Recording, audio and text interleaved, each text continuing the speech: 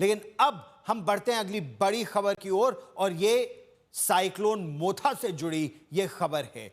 विशाखापट्टनम के चक्रवात चेतावनी केंद्र ने काकीनाडा बंदरगाह पर अलर्ट को बढ़ाकर ग्रेट डेंजर सिग्नल नंबर 10 अब घोषित कर दिया है और यह बेहद गंभीर चक्रवातों के दौरान जारी किए जाने वाली सबसे बड़ी चेतावनी है। यह निर्णय तब लिया गया जब चक्रवात मोंथा तेजी से आंध्र प्रदेश की तट की ओर बढ़ रहा है। नजदीकी अन्य बंदरगाहों को भी अब हाई अलर्ट पर रख दिया गया है। विशाखापट्टनम की अगर हम बात करें, गंगावरम की बात करें, कलिंगपट्टनम की बात करें या भीमुनीपट्टनम की बात करें तो वहां पर भी अभी सिग्नल नंबर 9 की श्रेणी में उसे रखा गया है। मछलीपट्टनम की अगर बात करें, निजामपट्टनम की बात करें, कृष्णपट्टनम की बात करें या वडारेवू, इन सभी बंदरगाहों को सिग्नल नंबर 8 का डेंजर सिग्नल फिलहाल दिया गया है। तो आप ये सोचिए कितना तीव्र ये चक्रवाती तूफान मोंथा इस समय होने का अनुमान है, उसकी आशंका है। डेंजर नंबर 8, 9 और 10 कैटेगरीज में से रखा गया है। तटीय क्षेत्रों में तेज हवा चल रही है, भारी बारिश इस समय हो रही है, समुद्र में बहुत ऊंची लहरें इस समय उठ रही हैं और इसीलिए आशंका जताई जा रही है कि इसका असर बेहद खतरनाक हो सकता है आने वाले कुछ घंटों में। इस वक्त मैं मछलीपट्टनम बीच पर मौजूद हूं, जहां पर साइक्लोन मोंथा का असर साफ तौर पर दिखाई दे सकता है। समंदर उफान पर है और हवाओं की रफ्तार हर वक्त हर घंटे तेज होती जा रही है। रफ्तार 90 से 110 किलोमीटर प्रति घंटे की रफ्तार से यहाँ पर हवा का असर यहाँ पर दिखाई दे रहा है और जो समंदर की लहरें हैं अभी उफान पर है। आप देख सकते हैं कितना ये गंभीर तूफान बताया जा रहा है। साइक्लोन मोंथा यहाँ से लगभग 100 किलोमीटर की दूरी पर ही है। इस जिलों में भारी बारिश जो है वहाँ पर हो रही है और लगातार यहाँ पर जो लोग निचले स्तर पर रहते हैं, हजारों लोगों को रिलोकेट किया गया है। प्रशासन की सारी डिपार्टमेंट्स अभी एकजुट होकर काम कर रही है, चाहे वो SDRF, NDRF, fire, police, electricity, सारे डिपार्टमेंट्स एकजुट होकर इस तूफान से लोगों की जान जाने से बचाने की कोशिश करते हुए यहाँ से लोगों को बाहर की तरफ रिलोकेट कर रहे हैं। इसके अलावा अगर हम बात करें तो यह तूफान जो है आज शाम से रात के वक्त तक यहाँ पर जो है लैंडफॉल करेगा और इसका असर यहाँ के लगभग 1419 गांव और 44 टाउन्स में इसका जो है असर या फिर इसका प्रभाव पड़ने की आशंका जताई जा रही है। सारे कोस्टल इलाकों में रेड अलर्ट जारी किया गया है। सारे बीचेस को बंद किए गए हैं। प्रशासन बाहर बैरिकेडिंग करते हुए किसी को भी बाहर अंदर आने की इजाज़त नहीं दे रही है। लोगों को गैर ज़रूरी बाहर निकलने से मना किया गया है।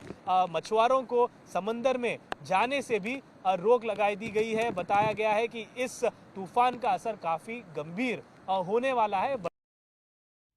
आपको सीधे लिए चलते हैं तापस सेनगुप्ता, मेरे सहयोगी हमारे साथ जुड़ रहे हैं गोपालपुर से, उड़ीसा से। और उड़ीसा का इतिहास रहा है कि लोगों को सुरक्षित स्थान पर पहले ही पहुंचाने का प्रयास किया जाता है ताकि जान का नुकसान ना हो। अगर माल का नुकसान होता है तो उसको फिर भी दोबारा लाया जा सकता है। और इस समय स्थिति क्या है तापस, कितना खतरा इस पूरे कोस्ट लाइन की अगर बात करें और उड़ीसा की अलग से अगर बात करें?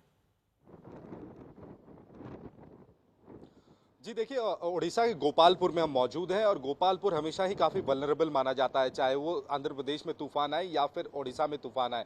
और अपने इतिहास को देखते हुए और सीख लेते हुए इस बार गोपालपुर को मैं आपको दिखाना चाहूँगा। मेरे पीछे आप समंदर तो उफान पर है, लेकिन उसके साथ जो नज़ारा आपको दिखेगा कि एक लॉकडाउन की स्थिति है। हम सुबह 5 बजे से गोपालपुर के चारों तरफ हम जब घूम रहे थे, हम एक चीज़ समझ में आया कि गोपालपुर एक लिटरली लॉकडाउन की स्थिति बना दी गई है। होटल्स में अगर टूरिस्ट हैं तो उन्हें सीधे तौर पर निर्देश दिया गया है कि वो अपने होटल से बाहर ना निकले और बीच को पूरी तरीके से खाली करवा दिया गया है। इसी के साथ मुख्यमंत्री खुद एक हाई लेवल मीटिंग उन्होंने किया है। तो उस मीटिंग में उन्होंने ये कहा है कि उड़ीसा सरकार का जो लक्ष्य है वो जीरो कैजुअल्टी यानी एक भी इंसान की मौत ना हो, ऐसी तैयारी की गई है। और तकरीबन मैं आपको बताता हूँ 11,396 लोगों को अभी तक सुरक्षित स्थानों पर ले जाया गया है और 30,000 ऐसे लोगों को भी आइडेंटिफाई किया गया है कि जो निचले इलाके में रहते हैं वहां अगर स्थिति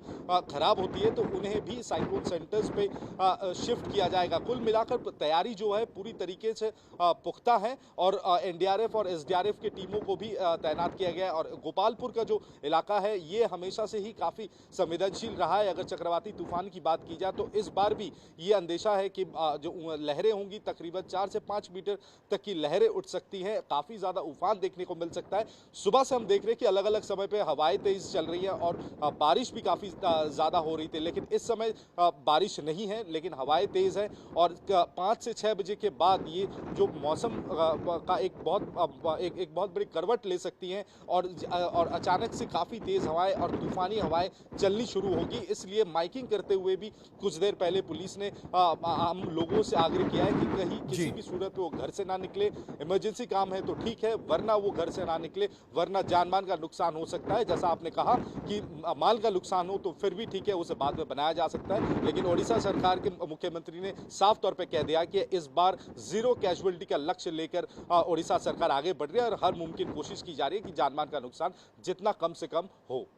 2004 के सुनामी के बाद से बहुत कुछ सीखा गया है और चाहे आप एनडीआरएफ की बात करें या स्टेट डिजास्टर रिस्पांस फोर्स की बात करें, प्रयास उनका यही रहता है। आप टेक्नोलॉजी का इस्तेमाल कीजिए, टेक्नोलॉजी का सहारा लीजिए, पता लगाइए क्या साइक्लोन का पूरा उसका रूट होने वाला है और जो उसका कोर्स है उसके रास्ते से सभी लोगों को सुरक्षित स्थान पर पहले ही ले जाइए, जान माल का नुकसान बच जाता है। अच्छा, अब आपको ये वो इलाका हम आपको दिखाने का प्रयास कर रहे हैं, उड़ीसा और आंध्र प्रदेश का जो कोस्ट है वहां पर किस तरह के 120 किलोमीटर प्रति घंटा की रफ्तार से लैंडफॉल होने की उम्मीद है। इस समय हवा की रफ्तार 110 किलोमीटर है। चक्रवात अभी 15 किलोमीटर प्रति घंटा की रफ्तार से जमीन की तरफ बढ़ रहा है। तो काकीनाडा का इलाका है, ये वो जो काकीनाडा का इलाका है इसे एपिसेंटर कहा जा रहा है कि सबसे पहले यहीं पर सबसे ज्यादा असर इसका होने की उम्मीद है। तो ये डेंजर जोन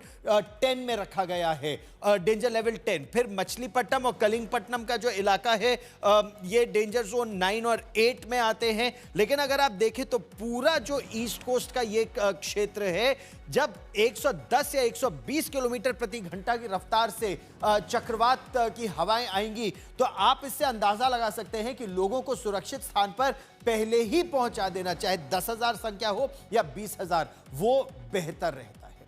इस बड़ी खबर पर रहेगी नजर।